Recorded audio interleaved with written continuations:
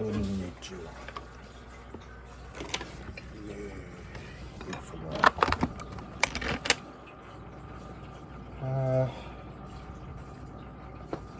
役場お疲れした。はい。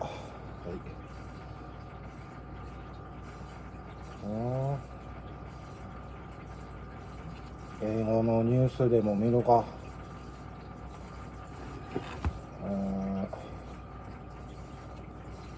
APTN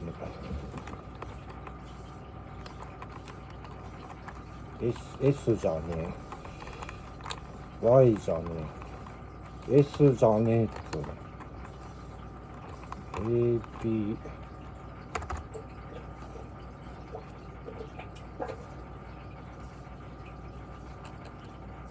あれあのアカウントおらんくなっとるやんけ。いいチャンネル消えた。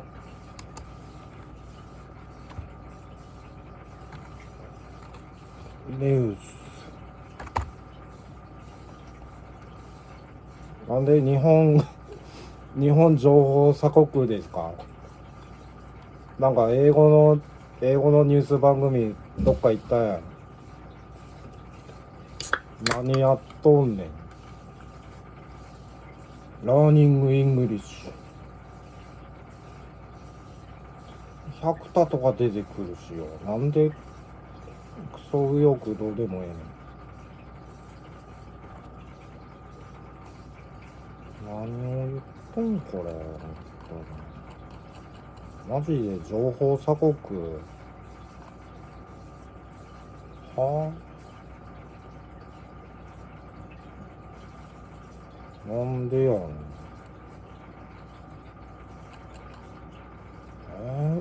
履歴見たらいけるか。じゃあもう YouTube 壊れたの。なんやねんこの2分。いや YouTube 壊れた。何これ。何やってんのマジで。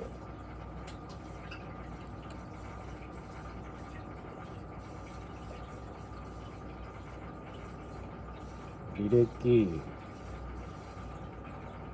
帰ってきた翌日とか英語の再生したよな。何曜日だ。先週の平日。あったあったちゃんと登録してんのになんで出なかったんだろうな。ドラッグ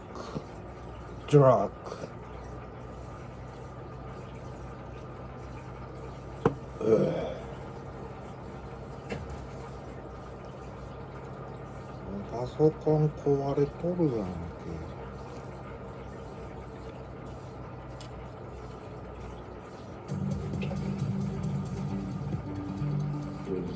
All the abuses that in our communities, sometimes we need to pick up the smudge and to let everybody know it's okay ちゃんと字幕をつけて to ask for prayers or to ask for a helping hand. 何を喋って Tonight, a pair of inner-city groups in Winnipeg and supporters smudged the streets.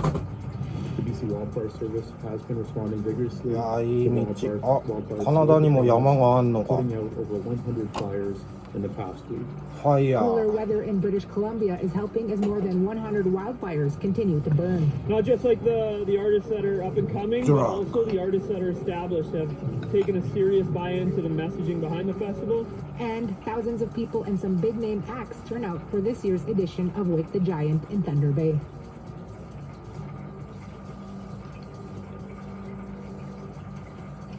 Tansin Itutema, Pierre Wheatley, Nisigasun, Opaskuyat Uchi. Tawal, welcome to APTN National News. Cooler weather in British Columbia has given the advantage to wildfire crews. However, there are still 142 burning across the province. With 142 wildfires raging throughout BC, the province continues to issue air quality warnings and evacuation alerts with 13 full evacuation orders throughout South Central BC. 58 of these fires are listed as out of control according to the BC Wildfire Service website. However, they are also calling for rain in some areas and cooler temperatures that could help get the upper hand in battling the blazes. Air quality warnings have been lifted in many areas over the last few days. The Mine Creek fire that completely shut down the Coquihalla Highway is still rated as out of control due to steep terrain and dry conditions. But we should expect to see wildfire smoke come south in the days ahead. Weather forecasters are saying that the smoke is going to be a major factor in the next 24 to 72 hours. There are already reports of smoke hitting communities. We do expect more smoke to arrive in the central and southern interior tonight or tomorrow and reach Abbotsford and the coast by Friday. The BC Wildfire Service has been responding vigorously to wildfires throughout the province, putting out over 100 fires in the past week. The Yukon RCMP says it's continuing an investigation into a missing First Nations man. Fox Ellerick, who is also known as Keith Atlin, was last seen in Whitehorse's Riverdale neighborhood on July 18th. He was last spotted wearing a black hoodie and a black hat. Ellerick is described as 30 years old with short, shaved black hair and a black mustache. He is approximately 5 foot 10 inches tall and 210 pounds. He may be wearing headphones and prescription glasses. Police say Fox Ellerick remains missing despite the following up on numerous leads. Anyone who may have information on Ellerick's whereabouts is encouraged to contact their local police or Crime Stoppers at 1-800-222-TIPS. Meanwhile, land protectors are outraged after the roadblock they set up at the base of Hunter's Mountain in Unamagi, Mi'kmaq for Cape Breton has been removed and replaced with RCMP cruisers. The land protectors blocked the road last week to prevent any wood from leaving the mountain and seized wood from one logging truck. They say clear cutting is threatening the moose population and traditional medicines, calling for the provincial government to consult with the Mi'kmaq to save the forest. The Mi'kmaq say removing the roadblock has hindered talks. In a press release, RCMP say the Mi'kmaq agreed to leave peacefully this morning and no arrests were made. Ashton Bernard is a father, hunter, and fisherman from the Eskasoni First Nation. We do have a duty to protect these lands. This is unceded Mi'kmaq territory. And these corporations clearly are protected more than the Mi'kmaq. If we try doing that, the Mi'kmaq will be criminalized. We want to hear what you think about our stories. Here's how to continue the conversation. If you have a story you want to share, send us an email to news@aptn.ca. You can read and watch our stories at aptnnews.ca. Also go find us online on your favorite social media sites, including TikTok, YouTube, LinkedIn, and X. Follow APTN News to join the conversation and see our latest stories.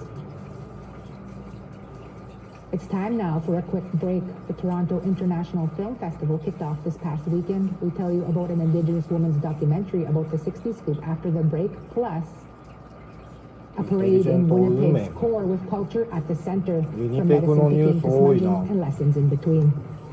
Always been an opportunity for community to come together, to take care of one another, to offer care to one another.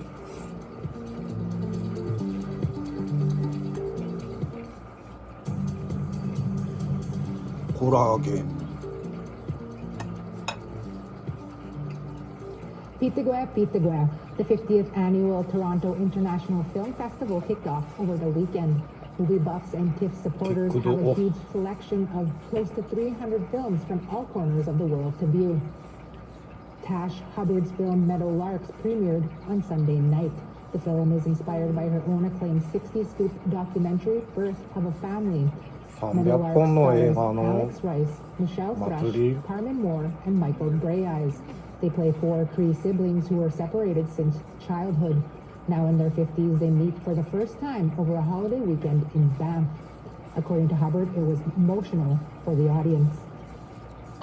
It was lovely and overwhelming. And I don't know if I've fully processed yet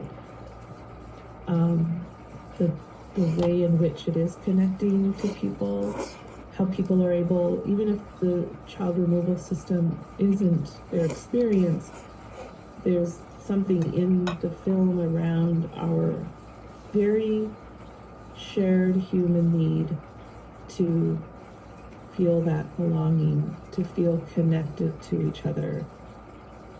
Organizers of Thunder Bay's Wake the Giant Music Festival are calling this year's event the best one yet. Around 8,500 people attended the event, which serves as a fundraiser and awareness campaign for Dennis Franklin Cromartie High School. The school hosts Indigenous students from across Ontario. Many are far from Northern First Nations, and they have never ventured outside their community. APTN's Mike McDonald reports. Hey, let's have some fun today! Wake the giant!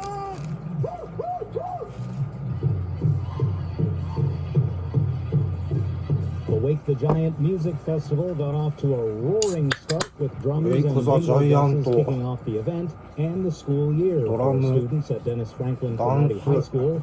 Organizers say not only was this the best attended festival, but also the highest participation rate from the artists involved. Not just like the artists that are up and coming, but also the artists that are established have taken a serious buy-in to the messaging behind the festival and really interacted with the kids throughout the whole process of this, whether it's through workshops or interviews or podcasts and all that stuff. They're doing meet and greets today. They're getting to hang out with them. It's really cool this year.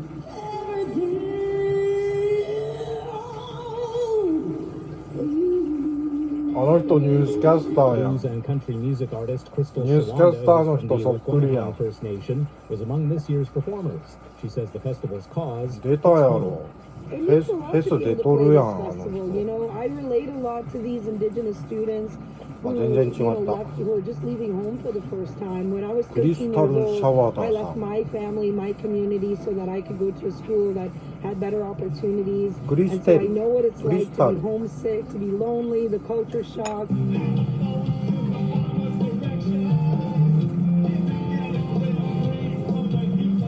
The Poets, a tragically hit tribute band from Moose Factory, Ontario, say the festival and the overall message of truth and reconciliation resonates with them.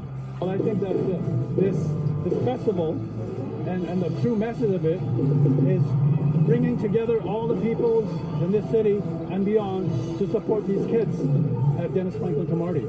Because they're scared, they're nervous, they miss home, they're homesick.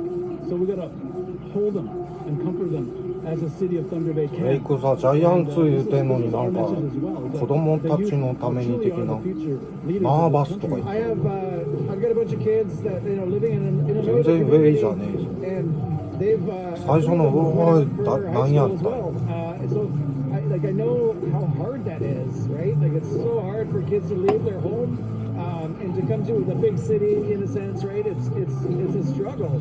Introducing the Poets was Jared Visitor, who is representing the Gord Downey and Cheney Wenjack Fund. Cheney Wenjack was Visitor's great uncle.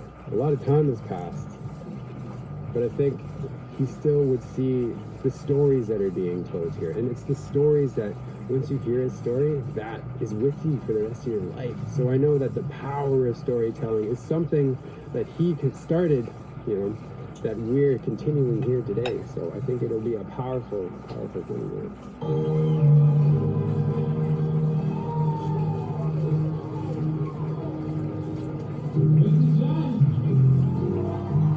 Neon Dreams took their performance into the audience, much to the delight of the fans. 俺らのライブ取材しろやなあ俺らの方が人おったやん 90s band Prozac performing only their second gig since the COVID-19 pandemic. 来いや日本からアンホーリーグレーブってバンドが来てやれや We relate to that in a way. Just I remember what it felt like when I was like 13, 14. So I can't imagine it would be a lot harder when you're leaving home. So anything that can make that better and like celebrate everyone getting together, we're all about that. So I want to make it fun, and memorable. The Black Eyed Peas closed out this year's festival and even took time to meet fans. Organizers say planning is already underway for Wake the Giant 2026. Mike McDonald, APTN National News, Thunder Bay. ちゃんとジャイアント起こせや、そしたら。 That looked like a great time. Two inner-city organizations in Winnipeg smudged the streets over the weekend. This is the second year for the parade hosted by Resource Assistance for Youth and the Spence Neighborhood Association. APTN's Julia Ross attended the full event and has more. Let everybody, breathe it all in, smudge ourselves, and just have a good time. And hopefully everybody gets some blessings from it today. Community gathered on Saturday, September 6th to smudge the streets in Winnipeg's Spence neighborhood, which encompasses a 25-block area in the inner city. Always been an opportunity for community to come together, to take care of one another, to offer care to one another. And, it seems to happen often at times when there's increased violence in all of our neighborhoods. And so it's a really nice antidote, and it's also a really nice reminder of our connection to one another. For the second year in a row, the Ray Center, Resource Assistance for Youth, partnered with the Spence Neighborhood Association to organize the parade and gathering. We live on Indigenous land. The land still supports all of us, still supports all of us to come together. And so it's really important for us to learn and remember these practices that are about living in a good way with one another. Cultural coordinator for the Ray Center says Smudge the Streets goes beyond the parade. He says the event allowed community to have the opportunity to gather their own sage and medicines beforehand. We went medicine picking. We use it as a teaching tool. We had participants and youth come out to want to go medicine picking, so we decided to use the sage as our story to go and bless our community, because sometimes it'll only take one little prayer for someone to realize that they're really cared for in the community. A prayer from a knowledge fair took place before the parade, with song from the Buffalo Crossing drum group fueling the smudgers as they walked. During the parade, people passing by asked if they could smudge and join in. With the rise of violence, substance use, and difficulties in Manitoba communities, Smudge the Streets hopes to bring a moment of peace to some and to serve as a reminder of community support. Every community that's going through a difficult time right now, because there's gang violence, there's drug abuse, there's all the abuses that in our communities, sometimes we need to pick up the smudge and to let everybody know it's okay to, ask for a helping hand. Once the streets had been smudged, the community celebrated with a feast and round dance at the Merck Center in Winnipeg. Julia Ross, APTN National News, Winnipeg. One last break here. When we come back, we'll bring you one deadly photo of the day plus. Up-and-coming musician Love Tutusis shares with Crucian Hadjakote how important music is in her life. For me, music was always something that I did just to express myself, and I enjoyed it, so I kept it to myself. And I was always somewhat of a closet singer, I guess you could say.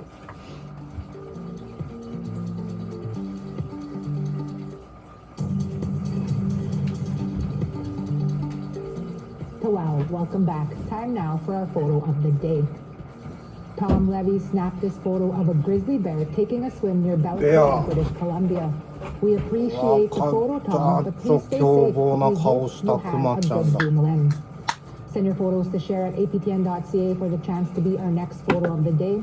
Now let's take a look at tomorrow's weather forecast. Starting on the east, St. John 17, Fredericton 21. A look at tomorrow's weather forecast. Starting on the east, St. John 17, Fredericton 21. Starting on the east, St. John 17, Fredericton 21. Kuujjuaq 10, Nain 11. 9度、10度、 15, Quebec City 22. 14度。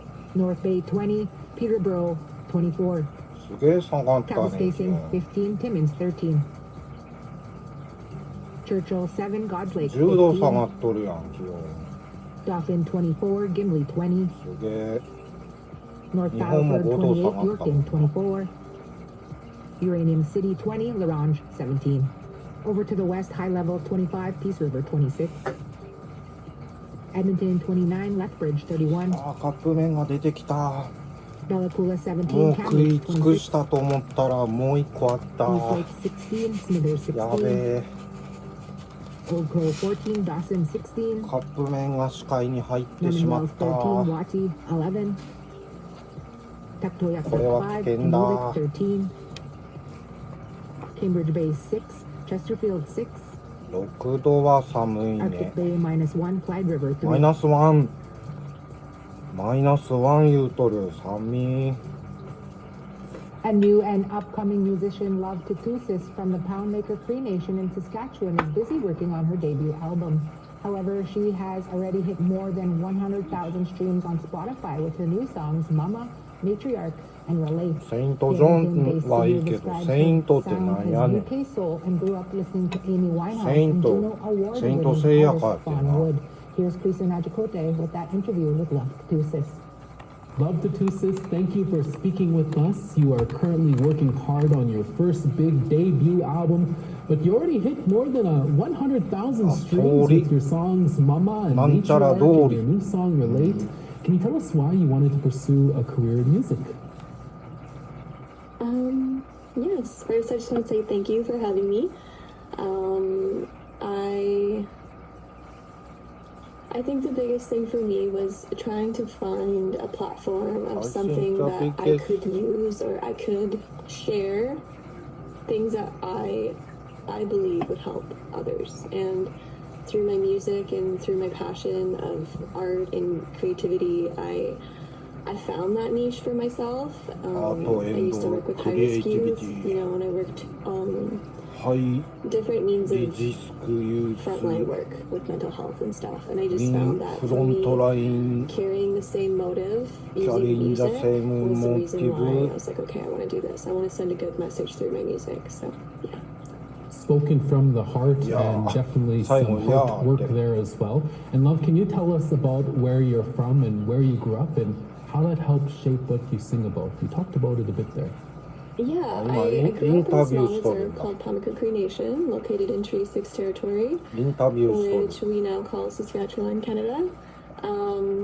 I grew up very humble and remote. I didn't have access to, you know, urban living for a while, well into my 20s, so I definitely appreciate that calm style of living.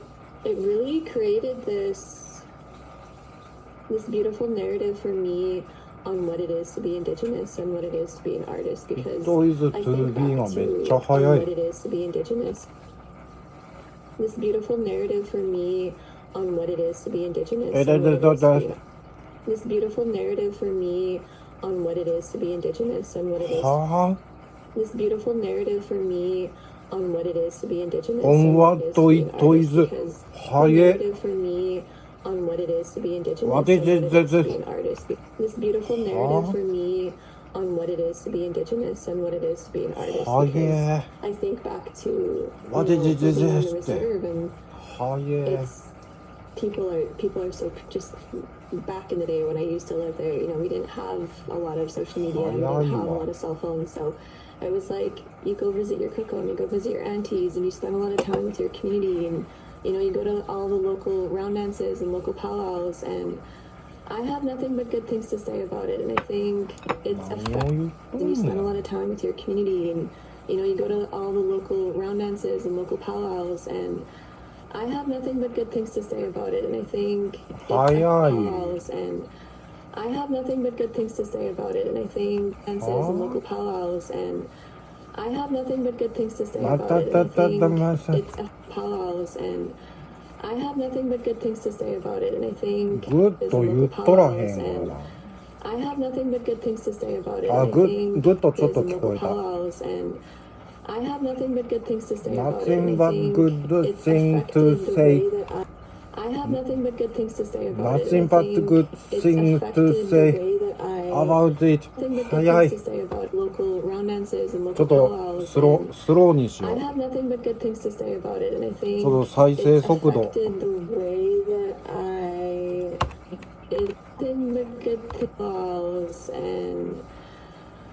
I have nothing but good things to say about it, and I think it's good things to say. And I have nothing but good thing to say about.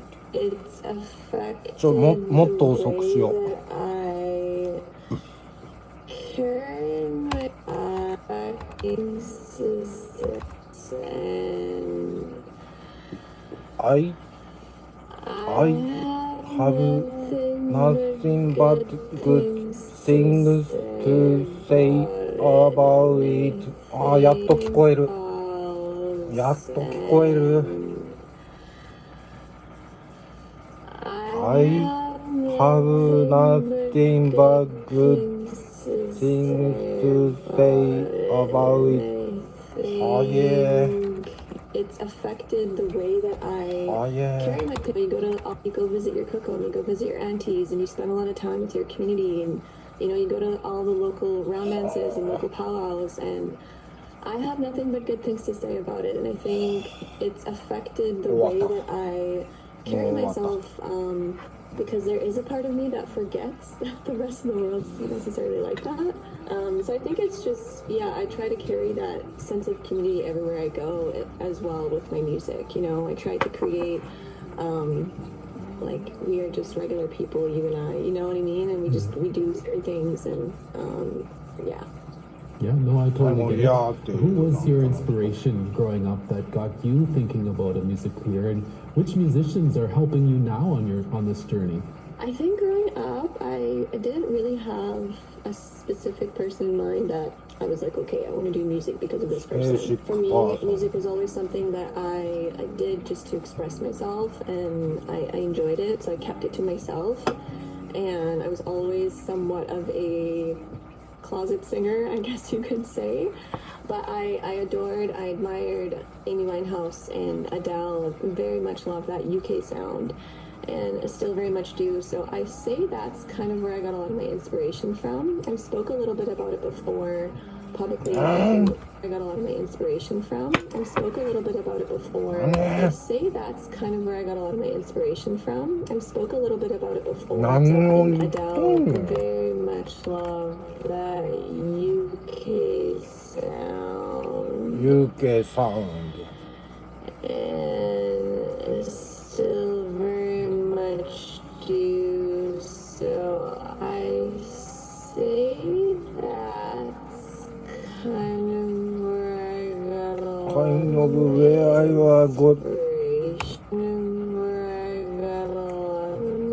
I got a lot of my inspiration.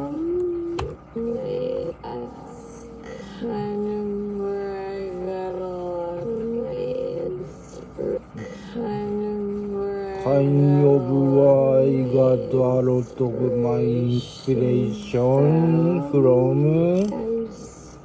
I've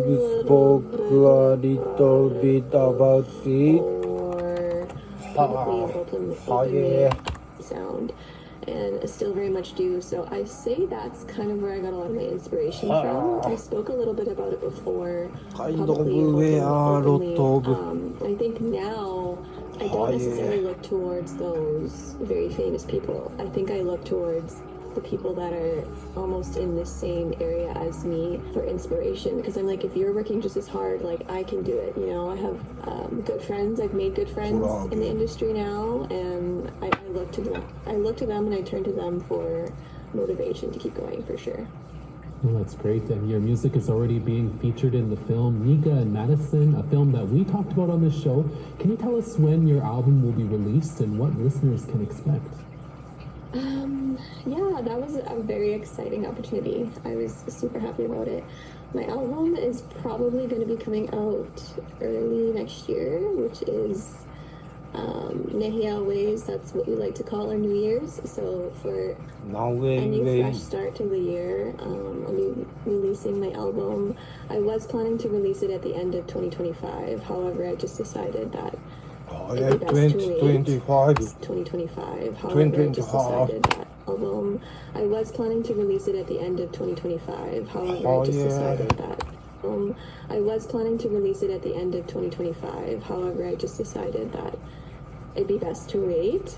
So putting a little bit more energy into that. When it is ready to be released, I'm super excited. It's different. I think a lot of people are going to be surprised because, you know, Matriarch was so different from Mama, and then Relate was just, it has these different types of like rhythm and everything.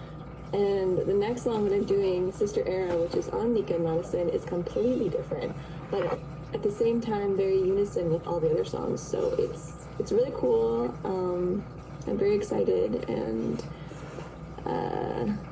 yeah. Finally, we got about 20 seconds left. What's your words of advice for other young Indigenous artists out there who want to start singing but don't know where to start? I think if you have the means, look into getting into some type of programming. If you are able and you have access, definitely look out for those structured programs that will help you understand, you know, music theory and the industry and all that type of stuff. Get a mentor, get somebody that is a couple steps ahead of you, that has the time to tell you, hey, this is what I think you should do, and self-practice. Self-practice every day, sing every day, practice every day, sing different genres, you know, really find your niche so that you know yourself.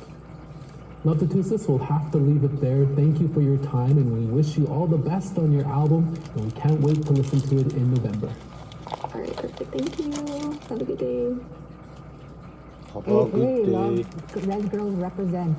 And that's your APTN National News for this Monday, September 8th. I'm Tiara Wheatley. It's been a pleasure to be here with you. I'll be back in this seat tomorrow at 1 p.m. Eastern for our daytime newscast. Until then, from all of us at APTN, Egasi, Itam, Kawapamitana.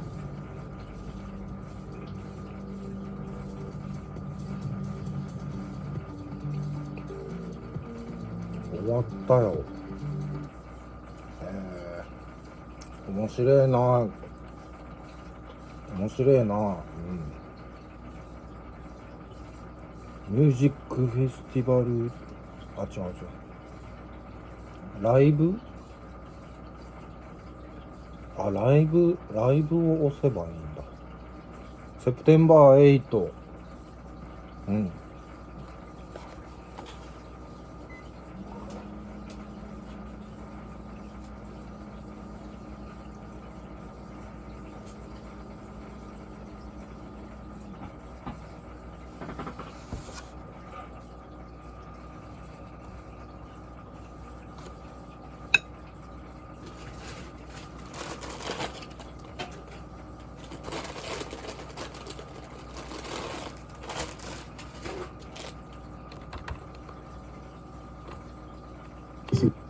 putting out over 100 fires in the past week. これ見たわ。 Cooler weather in Britain. 見たわ。100ファイヤーって。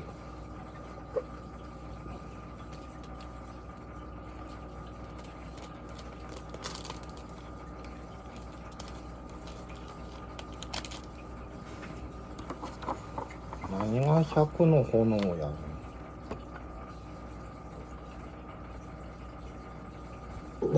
That happened, right? I don't あ、この人も見たな。 Stuff happens like this, you know, like drugs are crazy, like they're out of hand right now. Simard was out on bail on other charges. Court records show he was charged with assault with a weapon and mischief for alleged offenses that took place on June 8th. Records show he was released on June 12 on conditions, including a curfew and an order to not use drugs or alcohol or possess weapons. He also faced charges dating back to 2017 for sexual assault, sexual interference, and invitation to sexual touching that were never proven in court. The Assembly of First Nations held their annual meeting in Winnipeg, where amongst 50 resolutions included one to get a Canada-wide state of emergency to deal with the drug alcohol crisis in First Nations as tragedies like the one in Hollow Water continue to plague communities. And we are praying for the healing and hope and we want to hope for healing for all of those people affected just a few years ago. We want to hope for healing for all of those and hope and we want to hope for healing for all of those people affected just a few years ago on the exact same day that this same senseless act happened in a Saskatchewan community in James Smith. And I hope that those two communities can connect and be together. But in this moment, I ask for all of us to pray for both of those communities. In a statement, Manitoba. And I hope that those two communities can connect and be together. But in this moment, I ask for all of us to pray for both of those communities. In a statement, Manitoba. And I hope that those two communities can connect and be together. But in this moment, I ask for all of us to pray for both of those communities. But in this moment, I ask for all of us to pray for both of those communities. In a statement, Manitoba's shared health. For both of those, all of this moment, I ask for all of us to pray for both of those communities together. And but in this moment, I ask all of us to pray for both of those communities. But in this moment, I ask for all of us to pray for both of those communities. In a statement, Manitoba's shared health said that those happened in a Saskatchewan community in James Smith. And I hope that those two communities can connect and be together. But in this moment, I ask for all of us to pray for both of those communities. In a state, James Smith. And I hope that those two communities can connect and be together. But in this moment, I ask for all of us to pray for both of those communities. In a statement, Manitoba's shared health said that 4 patients remain in hospital on Friday, while the other 3, including Hamilton's dad, were discharged and taken back to Hollow Water. I just want to put out the word out there, like, for everybody to be safe, you know, and think over this, what happened, right? You know, like, and start working on the community and get people going, like, in these programs, right? Like, get them sober. Crediting programs like the one he's currently in called Magoon Transition Inc. for turning things around. What made me want to change is when I seen what I was doing to other people's families. 見たこの人。 Dealing this map. 次こっちに。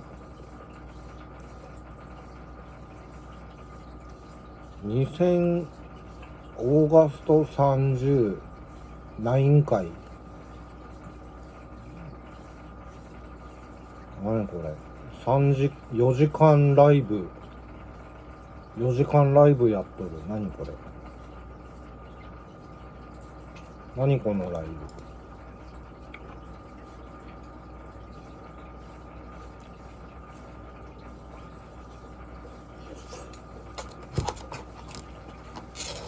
with this segment, and we will invite the Future Generation Foundation to present the audited financial statements and financial reporting. So we have with us Naomi Rasset, Executive Director, and Arnold Blackstar, the Chair. I can see them. Yes, they're coming up. Perfect.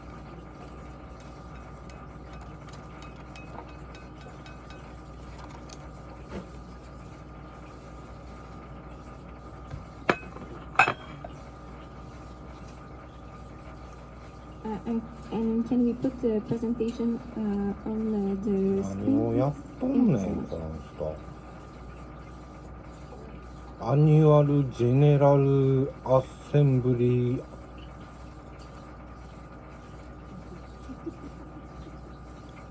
めっちゃ喋っとるやん。ちょっとこのライブはきついな。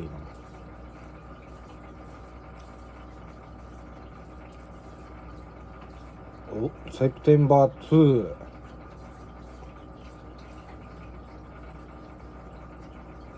ちょっと夏の装いやんけ、あの人。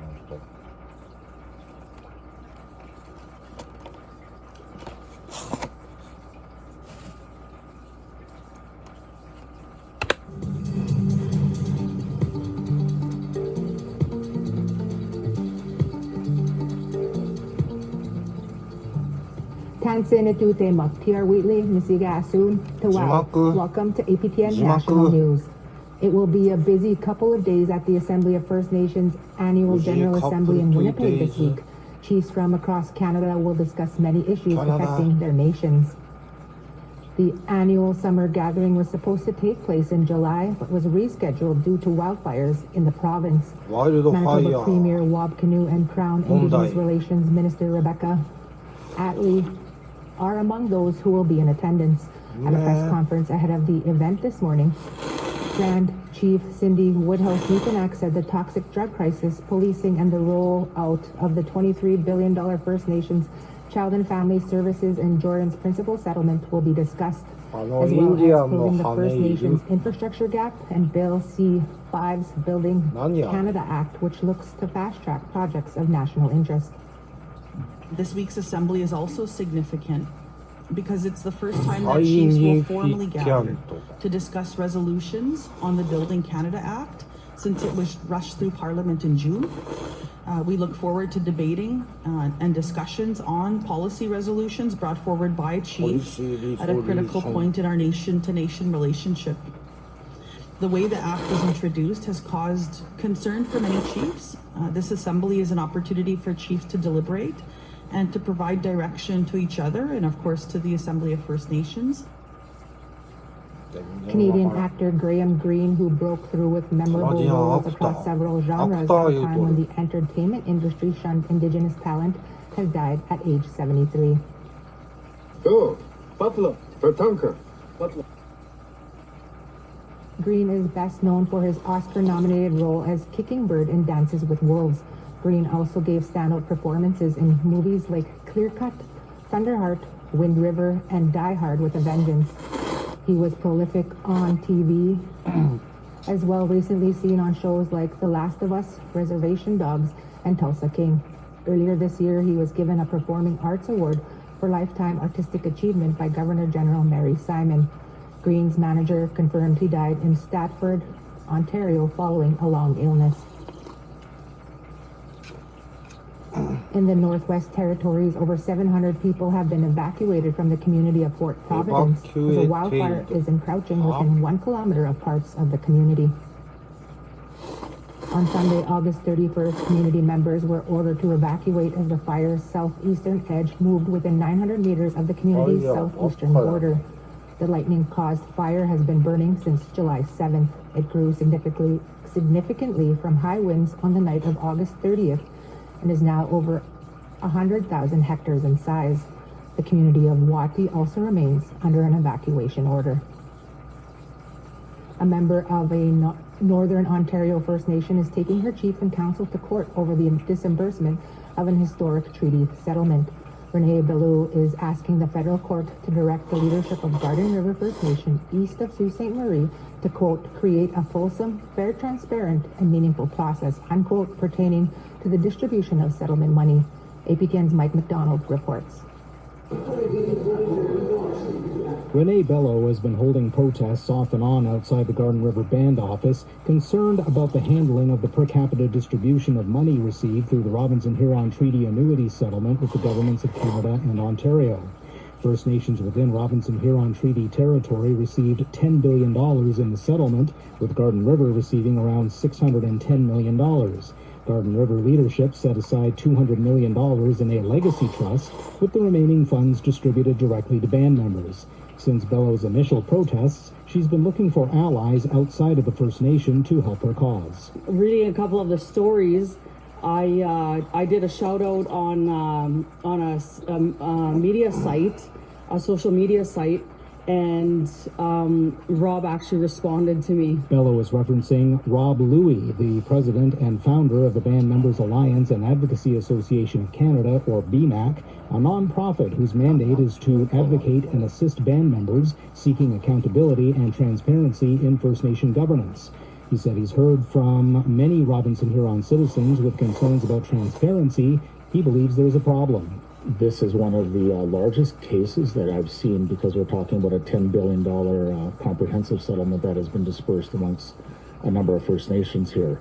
So the members have been, for the most part, shut out of the process. and they've been what I would call on a need-to-know basis by the chief and council, which really flies in the face of what meaningful consultation with membership is all about. So they should have been informed right from the start in a very open and transparent way, which from what I see has been lacking all the way through until now. Louis says BMAC has gone to bat for a number of First Nation citizens fighting for financial transparency, and he anticipates more calls from band members and other communities in the coming months. BMAC has been involved in financial transparency cases for the last 6 years. It's one thing to have a chief and council not comply with the First Nation Financial Transparency Act. It's another thing for a chief and council to ignore their fiduciary duty over their First Nation membership. Meantime, Bello says her court battle is to ensure Garden River band members get what she and others feel is